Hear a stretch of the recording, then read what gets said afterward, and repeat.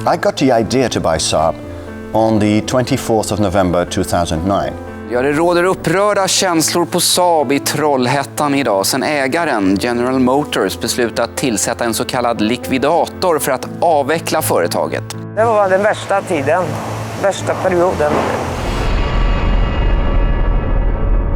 Har det inte funnits tillfällen när du har varit beredd att resa dig upp, smälla igen dörren och sagt nu skiter jag i det här? Nej, jag är inte en typ av person som viker sig så enkelt. Visst har det varit väldigt pressande, framförallt under de här sista 2 åren. Men även perioden inom GM har inte varit de enklaste. GM-gubbarna i Detroit, de förstod sig aldrig på Saab. Och jag tror att de kände sig oerhört vilsna och främmande för det här lilla företaget. General Motors köpte Saab år 2000. Det skulle bli så bra. Det blev bara sämre. Saab förlorade sin egenart, sin själ, sin identitet.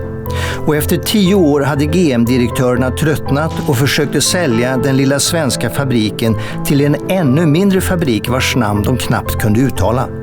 Koenigsegg. Det funkade naturligtvis inte. Jag hade väldigt svårt att se Koenigsegg som en seriös köpare till Saab. Jag undrade hela tiden vad det var man egentligen var ute efter. Nu tror alla att det bara återstår en konkurs. Det är då det dyker upp en ökänd rysk miljardär och en okänd holländsk jurist. I was in the offices of my partner Vladimir Antonov in London, and he raised it. He said, "Have you seen that this Saab transaction is out of the window, and they're going to put the company in liquidation? Should we not look at this?" And I said, "Well, that's a great idea. I know Bob Lutz, the vice chairman of GM, very well. I'll send him an email." 8 minutes later, I got a reply from Bob Lutz. "Well, Victor, wonderful that you're interested. I'll put you in touch with the guys within the company that are responsible for the sale of Saab. Good luck." Well, little did I know what good luck meant in this context, because we needed good luck. We went through hell. GMs krav var att ingenting av ägandet skulle vara på Vladimir Antonov. Och det fanns misstankar om penningtvätt. Han fick inte banktillstånd i Storbritannien bland annat. Victor Müller tror jag känner väldigt mycket för Saab. Jag tror att han är ärlig. Men om han är en ekonomiskt bra ägare, det återstår väl att se. Där är jag väl mer tveksam. Då kan man fråga sig, är det bra att en sån som han äger Saab? Och mitt svar är, när han köpte Saab så fanns det ingen annan där. Han var enda alternativet.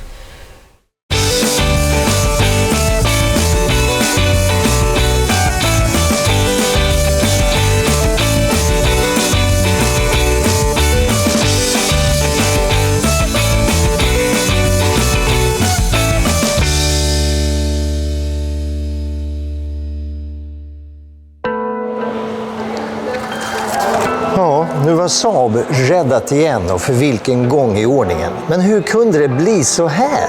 Det verkar som om Saab under nästan hela sin livstid har levat i ett tillstånd nära döden, nära konkursen. Ja, för att förstå det så tror jag att vi måste backa bandet ända tillbaka till starten 1947 som börjar i en flygplanshangar i Linköping. Landningsställen dras in efter starten och sen prövas maskinens hjärtan och njurar rejält i alla lägen och manöver. Jag har fällt in landningsstället. Uppfattat. Fred är ingen bra tid för en fabrik som bygger stridsflygplan. Vad skulle man tillverka istället? Barnvagnar i plåt, motorcyklar, lastbilar, monteringsfärdiga hus, diskbänkar. Det fick bli personbilar. De satsade ju på bilar för att de var grabbar. Det var en grabbdröm. Jag menar, allt annat är snack att de skulle börja tillverka diskbänkar och sådana idéer som kom upp naturligtvis. Jo, det kan vi väl göra. Men det var ju en bil man ville göra. Det var ju ett gäng tekniker. Jag menar, allt de kunde hälla ner i den här bilen var ju en dröm. Va? De fick utforma den från allra första början. Det är alltså en annan typ av ingenjörer som tar fram en bil. De tänker annorlunda och därför blev det en bil som Saab även idag då delvis har ett arv ifrån. En helt annorlunda bil. Gunnar Ljungström var expert på flygplansvingar. Han fick bli chef för en projektgrupp på 15 personer. Bara 2 hade körkort. Flygingenjörerna hade egentligen ingen kunskap om biltillverkning, men det hade inte andra heller. De kunde däremot hållfasthet, de kunde aerodynamik framför allt. Eftersom de var flygplansingenjörer byggde man en bil som såg ut som en flygplansvinge i genomskärning. Man tog hjälp av en ung fräck formgivare som hette Sixten Sason som ritade kameror, dammsugare, motorcyklar, ja till och med en Öresundsbro. Egentligen var han flygplansmekaniker. Den första prototypen byggdes i trä och polerades blank med hjälp av skokräm. Den första bilen i plåt bankades ut på en huggkubbe som stod i en hög med hästskit för att plåtslagaren skulle få den rätta svikten i hammarslagen. Saab hade ju en fördel jämfört med många andra. De kunde plåt. Därför att Sason som var formgivare, han hade en förmåga att tänka i plåt. Många andra formgivare, de kan tänka vackert. Men sen när man ska göra det de har gjort så går det bara inte. Men Sason var ett geni. Allting han gjorde var så intelligent gjort. De första serietillverkade bilarna började säljas 1950. De såg häftiga ut, de var bränslesnåla, de hade utmärkt väghållning.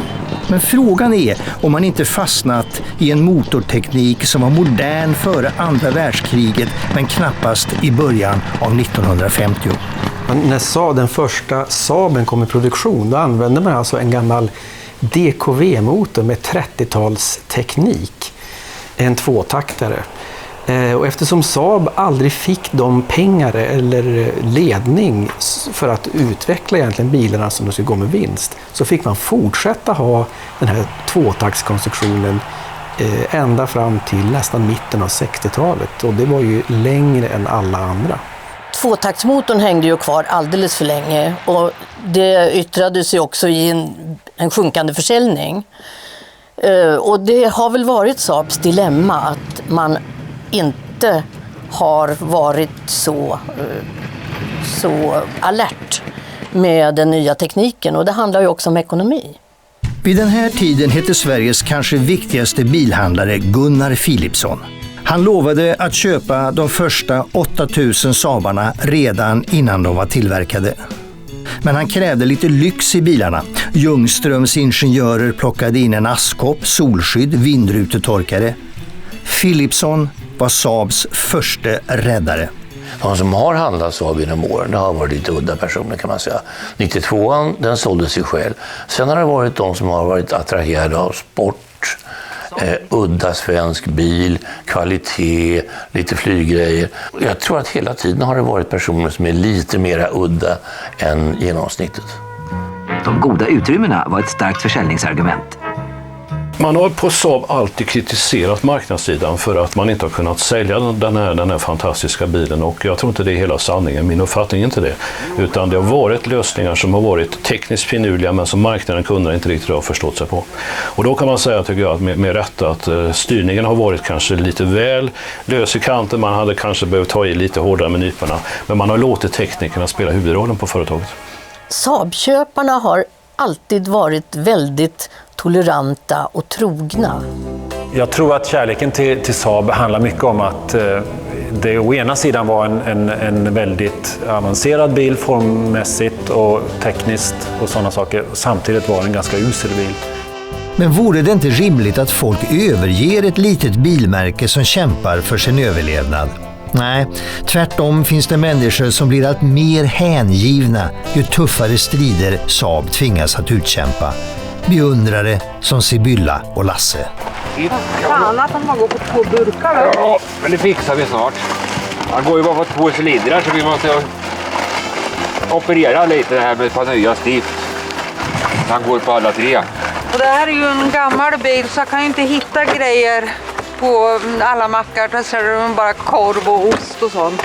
Så jag har med mig typ lite tänddelar, en generator, en startmotor, en bränslepump, ett laddrelä för att kunna vara självförsörjande ute på vägen.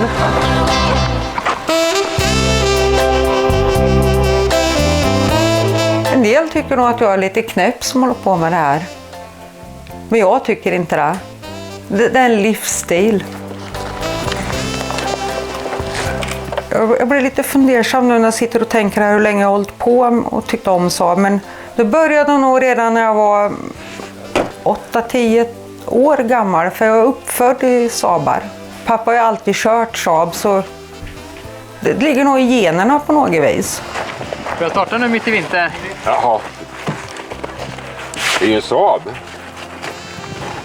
Tvåtakt, lite short bara, sen rullar det på, vet du. I mitt liv har jag nog ägt runt 20-25 Saabar.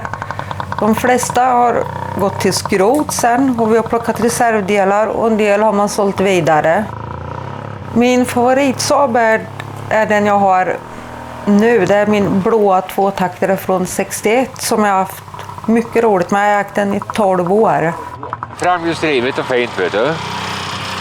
Så det funkar perfekt. Det är bättre med framhjulsdrift än bakhjulsdrift tycker jag när det är halt ute. Då drar han ju hela tiden, så det är en perfekt bil för vintern. Det här med Saab, jag vet inte om man kan kalla det kärlek, det är mer som en passion. Och Saab är ju ett starkt varumärke i Sverige och har en väldigt spännande historia som vi har följt nu.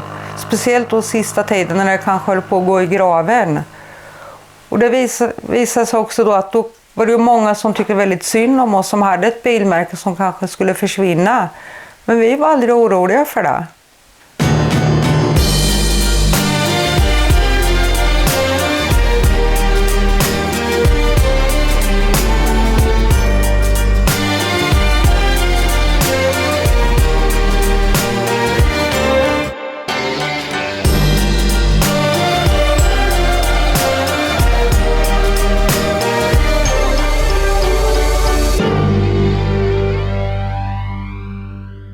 Saabägare är ett speciellt släkte.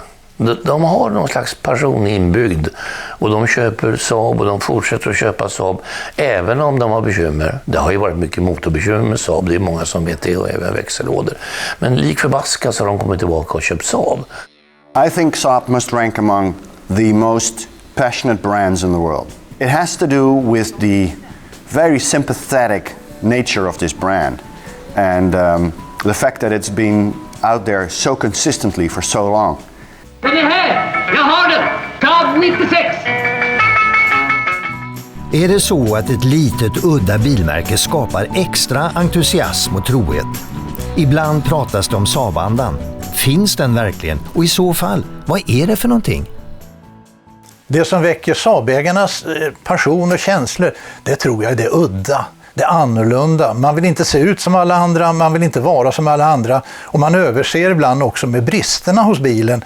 Man kanske älskar den lite grann. Inom företagen har man alltid talat om Saabandan. Och det kan jag säga, den finns där och den fanns där jämt.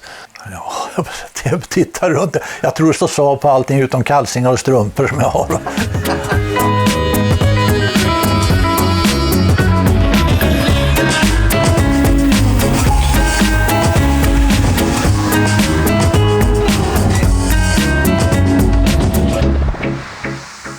Man behöver inte vara tokig för att jobba på Saab, men nog hjälper det lite grann i alla fall. Vi som har förmånen att ha en lång del av det yrkesverksamma livet inom Saabs väggar, vi tycker nog att det är något alldeles speciellt. Och de som jobbar där idag vet jag har precis samma känsla. Man vill väl kanske säga ibland att vi har en Saab-anda här inne. Och den är väl överlag att det har varit väldigt positivt. En liten organisation som tror på vad den gör alltid får en egen anda. Och så har det varit inom Saab att man har känt varandra och trott på vad man håller på med.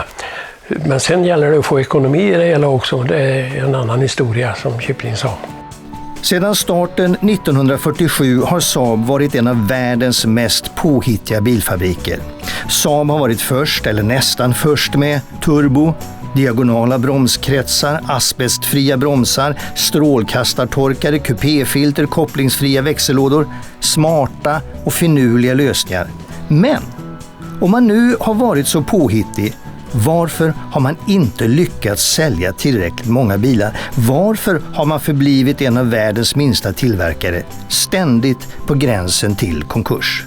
Det som har gått fel med Saab sedan starten är att det har varit en bristande fokus.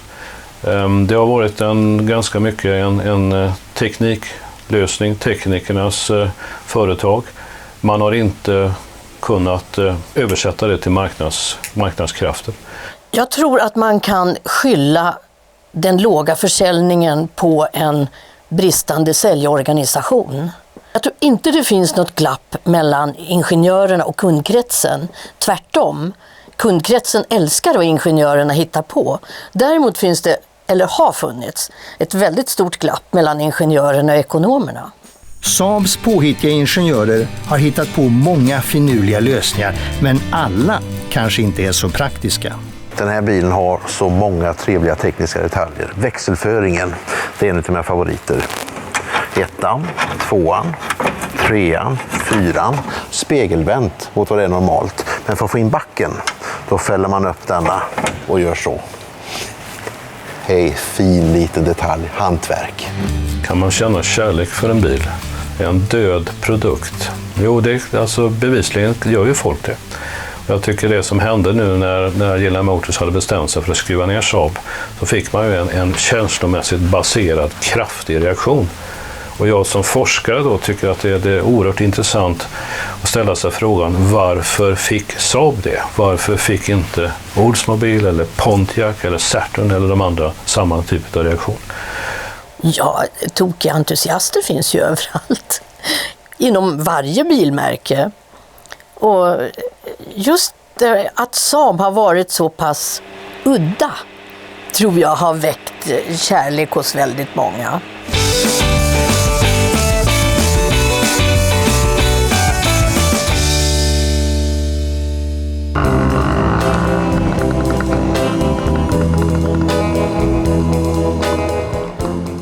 En modern Saab vill jag nog inte ha.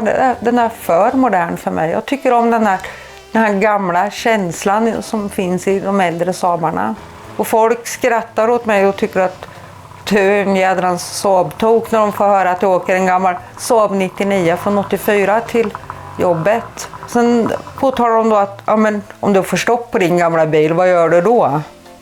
Det är ingen konst, det är bara att öppna motorhuven och röra om lite i kablarna. Det kan man inte göra på en modern bil. Det är en väldigt enkel konstruktion. Det enda som kan gå fel är någonting med bränslet eller någonting med tändningen. Och nu har alltså tändningen gått åt skogen när man går på 2 stift. 1, 2, 3 tändstift. Och det är vad som finns på de här 3 cylindrar. Och på så här gamla bil så kan man ju byta dem på några sekunder. Men vi är inte främmande för att göra de här operationerna heller. Och nu beror det ju på att stiften var lite slitna och det, och så var det kallt ute. Då skadar det inte med på friska tändstift. Nu ska vi se om det låter något i motorn. Så lätt var det på en Saab att gå på alla cylindrar igen. Man går ju bara på 3, Lasse. Ja, just det, går bara på 3. Den fjärde glömde vi hemma. Vi som köper och äger Saab, vi är nog lite speciella. Vi tycker om Saabs många gånger tekniska lösningar på saker. Ja, det har hänt ett par gånger. Och så har man gjort det på krångligare bilar, så det här är ju en barnlek.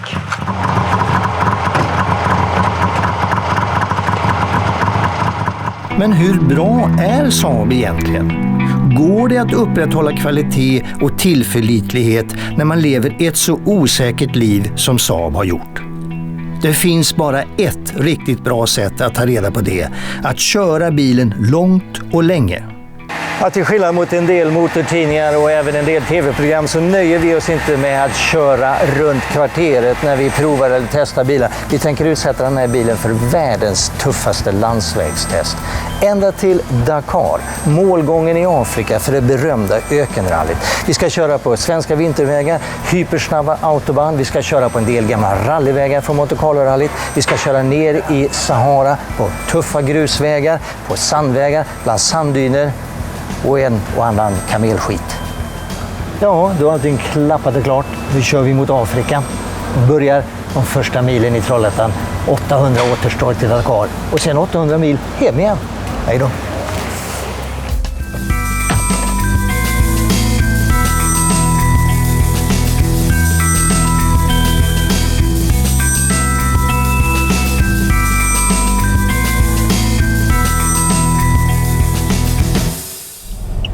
Ja, nu har vi kört ifrån Trollhättan ungefär 150 mil här i Holland. Och vi är på väg till Saabs ägare, det lilla sportbilsföretaget Spyker som ligger i den lilla staden Zeewolde. Titta där. Ja, nu är vi framme. Här står det några Saab-bilar också. Vi ska se om vi får köra in här. Spyker är dubbelt så gammalt som Saab. Men man har rätt mycket gemensamt. Spyker satsade också på tävlingar och deltog i det första rallyt Peking-Paris år 1907 och kom tvåa. Och så har man haft lika usel ekonomi som Saab och till och med gjort konkurs. When was it founded? What year? In 1898. And early 1900, 1903, Spyker launched the first motor car. And basically, already from 1903, a lot of milestones in history were reached with racing, with endurance races. The very first company also, at that time, with the 4x4 wheel drive technology. Where does the propeller, the aircraft propeller come from then? That's from the era that Spyker was in aviation. Let's leave the history for just a short minute here. Yep. What about the feelings here, about in the staff here, now with the connection of Saab? As far as I can see, people are not worried about it at all. People love it. But Spyker is a very small company, but a very passionate company. How many people work here? 75. Oh, that's all yeah. So it's more or less it's a David and Goliath story, of course, that Spyker and Saab, how they came together. I guess that we will see in the same exhibition halls, we will see Saabs and Spyker side to side. Could be. And I think the brands, they benefit from each other. Yeah. There's a bit sexiness, there's a bit individualism in both of the brands. So that could goes well together. Yeah. Who is the designer? Designer is our CEO Victor Muller. He's a designer. Yeah. And he doesn't make the drawings himself, but everything is basically in his mind. And then a small team of designers, they basically pen everything on paper. It's a bit quirky, and it's very unusual design, and it's very flashy.